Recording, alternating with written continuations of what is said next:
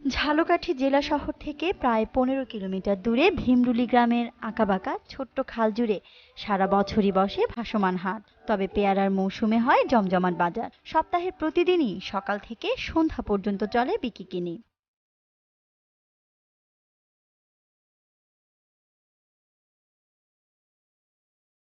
পেয়ারা বোঝাই শত শত নৌকা। বিক্রেতারা এখানকার খালে খুঁজে বেড়ায় ক্রেতা, আর ক্রেতাদের বেশিরভাগই হলো পাইকার। বড় ইঞ্জিন নৌকা নিয়ে তারা বাজারে আসেন। ছোট ছোট নৌকা থেকে পেয়ারা কিনে ঢাকা কিংবা অন্য কোনো বড় শহরে চালান করে দেন।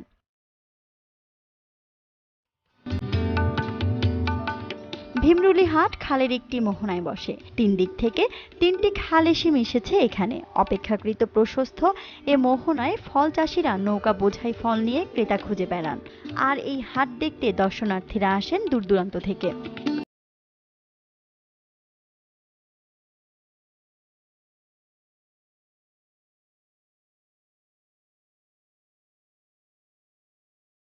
দাদা কেমন আছেন? ভালো আছি, আপনি ভালো আছেন? জি ভালো আছি। আপনি কি করছেন এখানে? আমি পেয়ারার প্রসেস করছি, অর্থাৎ আমি পেয়ারা বিক্রি করছি তো ব্যাপারীদেরকে সাজাই দেই। ও আচ্ছা, এই পেয়ারাগুলো আপনার? হ্যাঁ হ্যাঁ আপনি তো একজন পেয়ারা চাষি। হ্যাঁ, আমি একজন সফল পেয়ারা চাষি এবং এই পেয়ারা এবং আমরা কল্যাণ সমিতির আমি সভাপতি এবং আমি পেশায় একজন হাই স্কুলের বিএসসিবিএড শিক্ষক। আচ্ছা দাদা, আপনি তো একজন সফল পেয়ারা চাষি আর এই হাটের সভাপতি। হ্যাঁ। তাহলে তো এই হাটের ইতিহাস সম্বন্ধে জানেন, কিভাবে শুরু হয়েছিল? এই হাট বহু প্রাচীন, প্রায় ৩০০ বছরেরও আগে, এবং এটা ভাসমান হাট। বাংলাদেশে ভাসমান হাট বলতে আটগড় কুরিয়ান ইউনিয়নে এই আটগড়ের হাটই আছে ভাসমান হাট। এবং এই পেয়ারা বাংলাদেশের মধ্যে এখানেই সর্বপ্রথম পেয়ারা, এবং এই পেয়ারাগুলা ভারতের কাশী থেকে আসছে ৩০০ বছরের আগে, এবং এখনও সেই অবস্থায় ঐতিহ্য আছে এবং গুণগত মান খুবই ভালো। তো দাদা চলেন একটু হাটটা ঘুরে ঘুরে দেখি। আসেন।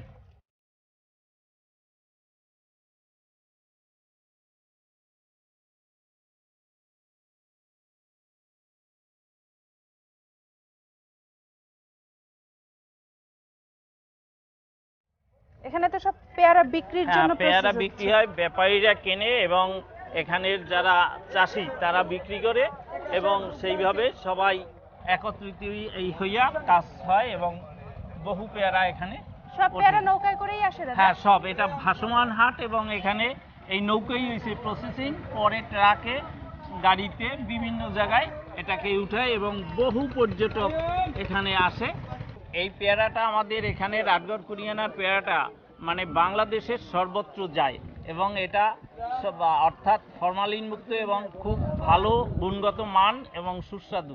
আচ্ছা, তার মানে এই পেয়ারাটা বাংলাদেশের সব জায়গায় যাচ্ছে? হ্যাঁ, হ্যাঁ। আচ্ছা, আমরা অনেক জায়গায় দেখেছি যে হাটের কিছু নিয়ম কানুন থাকে, ফল কিংবা সবজি যাই হোক বিক্রির একটা নিয়ম কানুন আছে। তো আপনার হাটে কি? এখানেও নিয়ম কানুন আছে। আমি হাটের ইজারাদারও, এবং হাটের অর্থাৎ যারা কিনে নেয় তারা সামান্য পরিমাণে এখানে খাজনা দিতে হয়।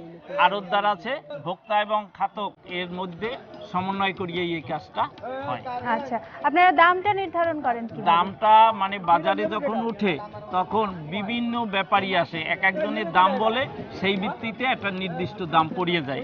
মনে করেন আজকের দাম চলছে মন প্রতি ২৫০ টাকা, ২৫০ হইতে ৩০০ পর্যন্ত সর্বোচ্চ। ইনরা এখান থেকে কিনে নিয়ে যে তারপরে তারপরে বিভিন্ন ঢাকা জায়গায় মানে বাংলাদেশের সর্বত্র এটা যায়, ছড়িয়ে যাবে। ছড়িয়ে যাবে। আচ্ছা দাদা, এখানে তো দেখছি সব পাকা পেয়ারা। তো আমি যতদূর জানি কাঁচা পেয়ারার দাম বেশি, গ্রহণযোগ্যতা বেশি। তো আপনারা পাকা পেয়ারা বিক্রি করছেন না, কেন? সিজনের তো বৃষ্টি হচ্ছে প্রচন্ড, এই কারণে পেয়ারা চাষিরা সব পারে না, এই কারণে কিছুটা বেশি পাকিয়ে গেছে। আচ্ছা। এছাড়া কাঁচা পেয়ারাটাই বেশি এখান থেকে চালানি বিক্রি হয়। দাদা, আমরা তো এতক্ষণ বাজার দেখলাম, পেয়ারার বাজার। তো হ্যাঁ। পেয়ারা যেখান থেকে আসে তার মানে আপনার বাগান। হ্যাঁ, হ্যাঁ। পেয়ারার বাগানটা একটু হ্যাঁ। ঘুরে দেখবো, চলেন যাই। চলেন।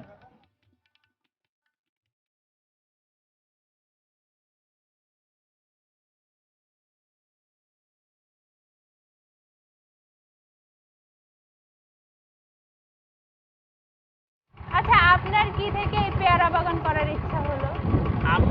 আমার বাবা ছিল কৃষক, সে থেকেই আমার এই পেয়ারার প্রতি আকর্ষণ জন্মে, এবং এটা একটা ভালো উৎকৃষ্ট মানের সুস্বাদু ফল, এই থেকেই আমারও হচ্ছে যে পেয়ারার চাষ আমি করব এবং ব্যাপকভাবে আমি করি। আচ্ছা, আপনার পরিবারে কে কে আছে? আমার পরিবারে আমি সহ 3 জন লোক, আমি, আমার স্ত্রী আর একটি ছেলে। আচ্ছা, খুবই ছোট পরিবার। হ্যাঁ, দেখতে কি চমৎকার লাগছে, নৌকা ভরে ভরে পেয়ারা আসছে। হ্যাঁ, এতক্ষণ চলছে তাও বাজার শেষ হচ্ছে না। সে অনেক, মানে এখানে প্রায় 2-3 কিলোমিটার ব্যাপ্তি এই হাটটা।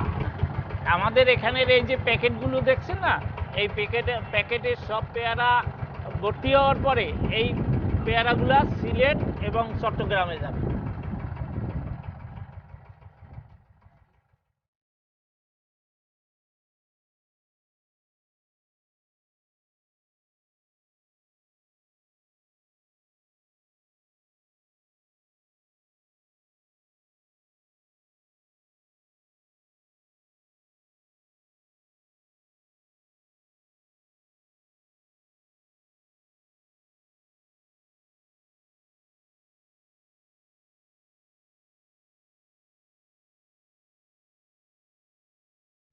আচ্ছা দাদা, আপনার বাগানের গাছগুলো তো দেখছি বেশ বড়।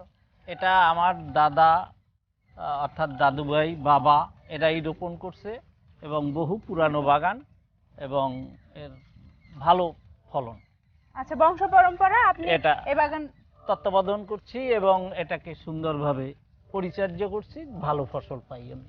আচ্ছা, এই গাছগুলোর বয়স কতদিন? এই বাগানটার বয়স 50 বছর, কিন্তু পেয়ারা গাছের আয়ুষ্কাল 200 বছর। নিন আপনি এটাকে। আচ্ছা, ঠিক আছে, থ্যাংক ইউ দাদা। আচ্ছা দাদা, তো এই বাগান মোট কতটুকু জায়গার উপরে? এখানে আমার 1 একরের মতো, আর টোটাল আমার 10 একর জমিতে বাগান আছে। অনেক বড় বাগান, এই অঞ্চলের এই গ্রামের মধ্যে সর্বোচ্চ বাগান আমার।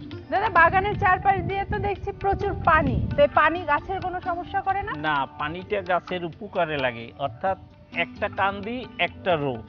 একটা রো হইছে মানে গড়, এটাকে আমাদের দেশীয় ভাষায় বলে গড়। প্রত্যেকটা গড় রাখা হয় মানে পেয়ারাগুলো সেরার সুবিধার জন্য।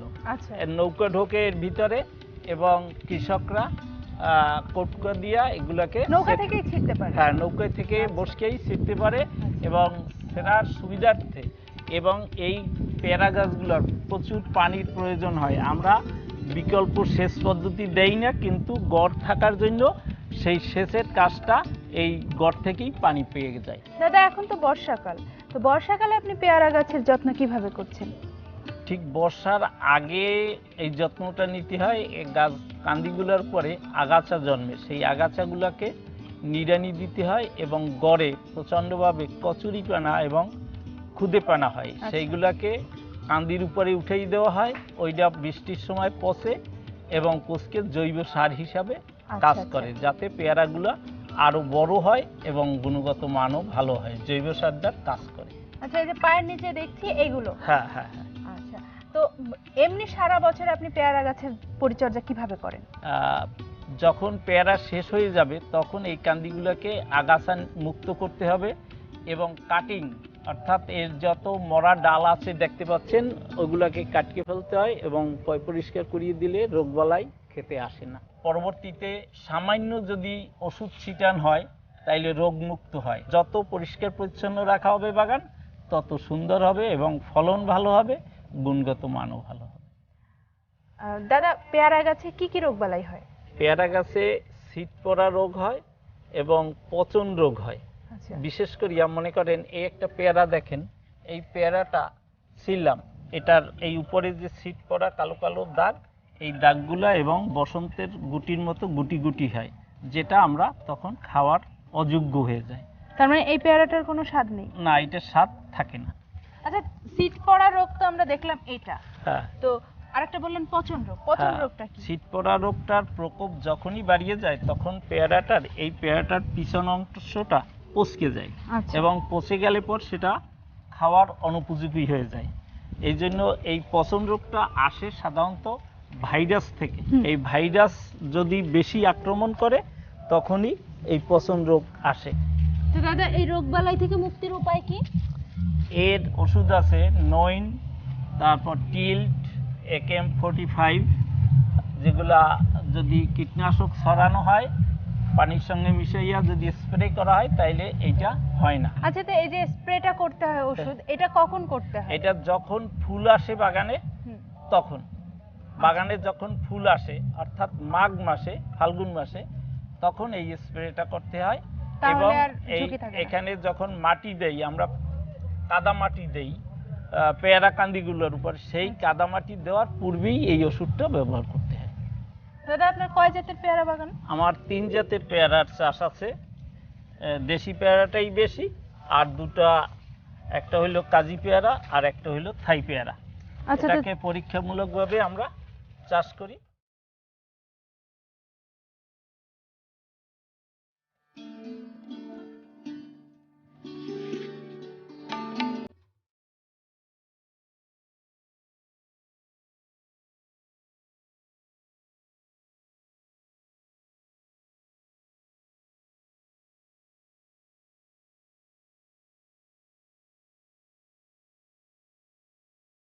আমরা যতদূর জানি আপনি একজন সফল পেয়ারা চাষী। তো আপনি কি সবার উদ্দেশ্যে বলবেন যে কিভাবে পেয়ারা চাষের ফলন ভালো পাওয়া যায়? এই ফলন ভালো পেতে হলে মানে বর্তমান যুগ উপযোগী এটাকে ভালো পরিচর্যা করতে হবে, এবং রাসায়নিক কীটনাশক এবং অর্থাৎ সার, বিশেষ করিয়া যে আমরা জৈব সার প্লাস যে কেমিক্যাল সারগুলো পাই আমরা বাজারে, টিএসপি, এমপি, ইউরিয়া, এইগুলোকে মিশ্র সার হিসাবেও পাওয়া যায়, এনপিকে, এগুলো যদি আমরা প্রয়োগ করি তাইলে এর ফলন আরও বাড়বে এবং পেয়ারা আরও সুস্বাদু হবে। আচ্ছা, এই বাগান থেকে আপনি প্রতিদিন মোট কতটুকু পেয়ারা পান? দৈনিক আমি 30-32 মণ পেয়ারা পাই। দৈনিক? হ্যাঁ।